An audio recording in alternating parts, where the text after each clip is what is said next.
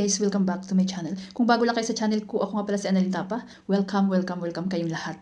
At kung hindi pa kayo nakapag-subscribe, i-click nyo lang subscribe button sa baba at pakiclick nyo na rin ang bell notification para ma-notify kayo sa lahat ng mga videos na i-upload ko. Kung bago lang kayo guys sa aking YouTube channel, nag-upload ako ng mga video tips, video tutorial, nang sa ganun ay may share ko ang kaalaman ko sa kapwa ko YouTubers, lalong-lalo na sa mga new YouTubers na nagsisimula pa lang gumawa ng kanilang channel.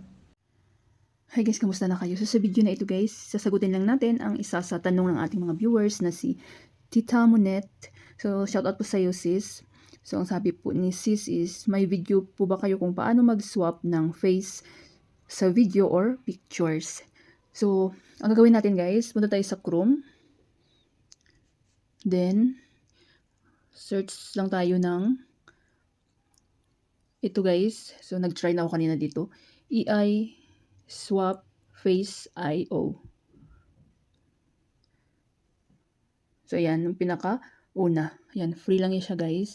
So hindi nyo siya kailangan i-install. So ayan. Swap Face with AI Online.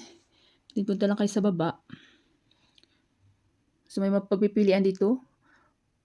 Photo, face swap, multiple face swap, or video. So try natin ang photo guys. So kayo na bahala mag-explore. So dito original image.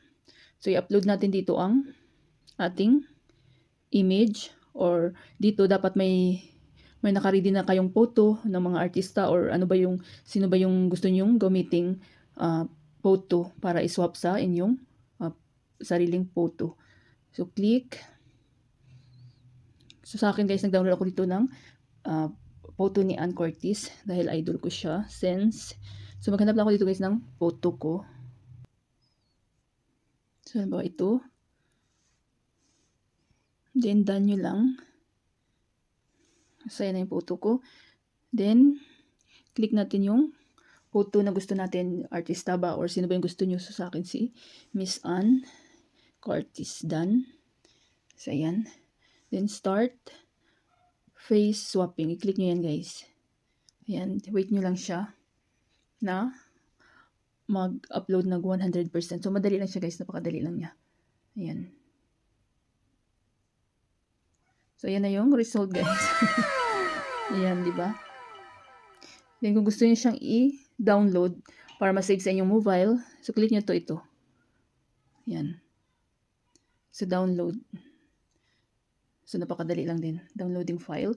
So make sure na i-check natin sa ating gallery kung na-save siya. So yan na siya guys. Yan. Galing, di ba? So thank you po sis Tita Monet channel sa pag-request at sa tiwala.